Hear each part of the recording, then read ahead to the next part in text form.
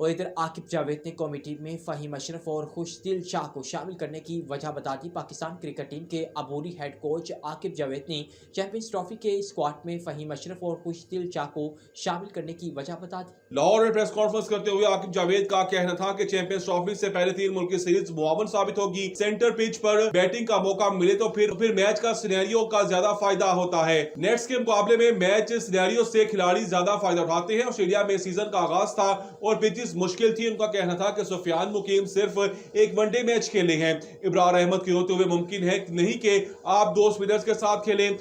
Playing 11 میں ایک spinner کھیلتا ہے۔ ہمیں فائدہ ہے کہ ہم پاکستان میں کھیل رہے ہیں۔ اگر کوئی انجری ہوتی ہے تو اسپنر کو تبدیل کرنے میں آسانی ہوتی ہے۔ ٹاپ 7 بیٹرز میں ہمارے پاس اسپنر کا آپشن ہوتا ہے۔